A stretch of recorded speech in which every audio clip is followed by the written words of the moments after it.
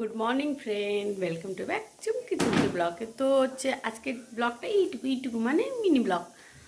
এখানে সকাল সকাল ঘুম থেকে উঠে কিন্তু আমি করেছি আলু ভাজা আর রুটিটা। জানোই তোমাদের দাদাভাই রুটিটা ভেজেছে, কেন আমার হাতে রুটির পছন্দ হয় না।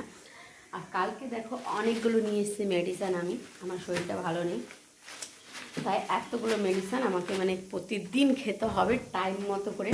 আর টাইমটা তো হবে কি না জানি না, বাট আমাকে খেতে হবে, যেহেতু আমার পেটের সমস্যা প্রচণ্ড। পেটটা ফুলে যাচ্ছে, এর আগে বলেছিলাম। জানি না আমাকে কি করতে হবে এই পেটের জন্য। তো তোমরা যদি ভালো ডক্টর জানো কি কোথায় এই ট্রিটমেন্টটা ভালো হয়, তো অবশ্যই আমাকে কমেন্ট করে জানাতে পারো। কারণ আমার পেটের সমস্যা নিয়ে প্রচণ্ড ভুগছি।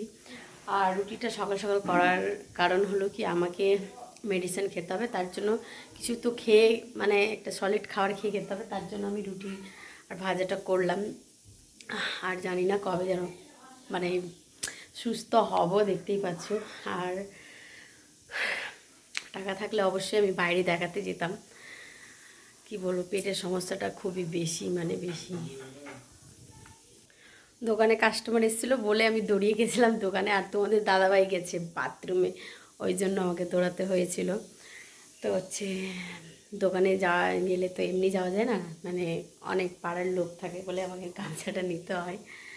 আর হচ্ছে বিরু মাম্মাম তো এখনও আসেনি, মাম্মাম আসবে, আজকে আসবে। আর কালকে বেরাবো, বাবার বাড়ি যাব কালকে। কালকে ছেলেকে আনতে যাব। আর মাম্মাম আস্তে আস্তে বিকেল হয়ে যাবে, 3টা-4টা বেজে যাবে, যেহেতু অনেক দূর, হিলি অনেকটাই দূর।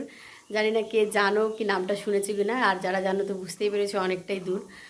তো মাম্মাম আজকে যেতাম, কিন্তু মাম্মাম এসে আবার ওকে নিয়ে যাব, অনেকটা জার্নি হয়ে যাবে, তার জন্য যাওয়া হবে না আজকে। তো হচ্ছে কালকে যাব, আর তোমাদের দাদাভাইও যাবে সঙ্গে। তো ও বললো কালকে ছুটি নেবে, একসঙ্গে 3জন যাব, ছেলেকে আনতে যাব। আর এদিকে আমি রান্না করছি, ভাত বসিয়ে দিয়েছি। তো সবাই ভালো থেকো, সুস্থ থেকো, আর আমি যেন সুস্থ থাকি, ভালো থাকি, এটাই তোমরা চাও।